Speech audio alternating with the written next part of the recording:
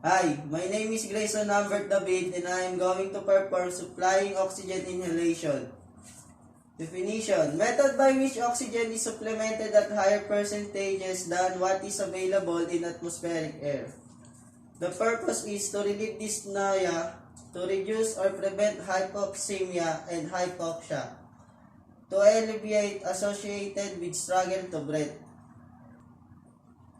Sources of oxygen. Therapeutic oxygen is available from two sources. Number 1, wall outlets. Number 2, oxygen cylinders. Nursing alert. Explain to the client the dangers of lighting matches or smoking cigarettes, cigars, and pipes. Be sure that the client has no matches, cigarettes, or smoking materials in the beside table. Make sure that warning signs are posted on the client's door and above the client's bed. Do not use oil on oxygen equipment. Oil can ignite if exposed to oxygen. With all oxygen delivery systems, the oxygen is turned on before the mask is applied to the client. Make sure the tubing is patient at all times and that the equipment is working properly. Maintain a constant oxygen concentration for the client to breathe. Monitor equipment at regular intervals. Give pain medications as needed. Prevent chilling and try to ensure that the client gets needed rest. Be alert to cues about hunger and elimination. The client's physical comfort is important. Watch for respiratory depression or distress. Encourage or assist the client to move about in bed to prevent hypostatic pneumonia or circulatory difficulties. Many clients are reluctant to move because they are afraid of the oxygen apparatus. Provide frequent mouth care. Make sure the oxygen contains proper humidification. Oxygen can be drying to mucous membrane. Discontinue oxygen only after a physician has evaluated the client. Generally, you should not abruptly discontinue oxygen given in medium to high concentrations, above 30 degrees. Gradually decrease it in stages and monitor the client's arterial blood gases or oxygen saturation level. These steps determine whether the client needs continued support. Always be careful when you give high levels of oxygen to a client with COPD. The elevated levels of oxygen in the patient's body can depress their stimulus to breathe. Never use oxygen in the hyperventilation patient. Wear gloves anytime you might come into contact with the client's respiratory secretions to prevent the spread of infection.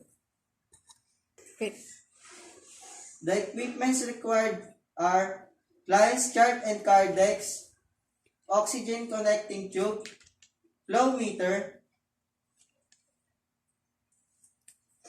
humidifier filled with sterile water, oxygen source, wall outlets or oxygen cylinder, tray with nasal cannula or appropriate size of oxygen mask, kidney tray, adhesive tape, scissors, oxygen stand, gas pieces, cotton swabs if needed, no smoking signboard, gloves if needed.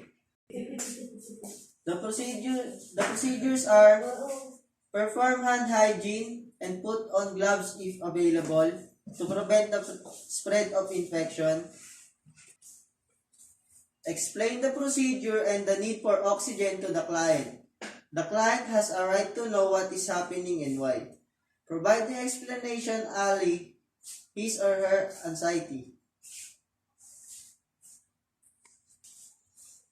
Prepare the oxygen equipment.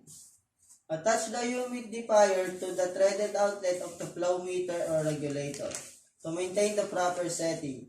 Connect the tubing from the simple mask to the nipple outlet on the humidifier.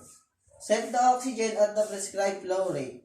The oxygen must be flowing before you apply the mask to the client. To apply the mask, Guide the elastic strap over the top of the client's head. Bring the strap down to just below the client's ear. This position will hold the mask most firmly. Gently but firmly pull the strap extensions to the center, the mask on the pore with a tight seal. This seal prevents leaks as much as possible. Make sure that the client is comfortable. Comfort helps relieve apprehension and lowers oxygen need. Remove and properly dispose of gloves. Wash your hands. Respiratory secretions are considered contaminated.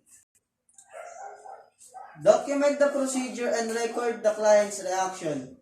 Documentation provides for coordination of care. Sign the chart and report the senior staffs to maintain professional accountability. Check periodically for depressed respiration or increased pulse.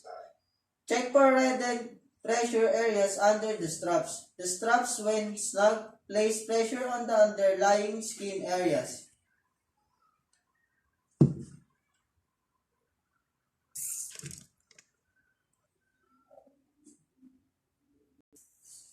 Patay mo na rin kaya di.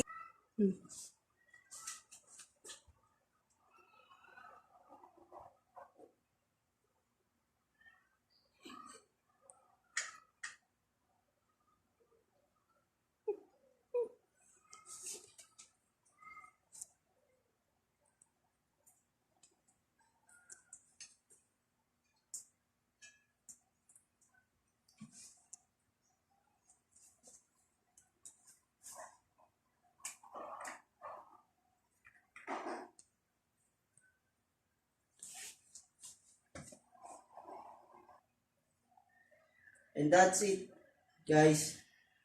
Thank you.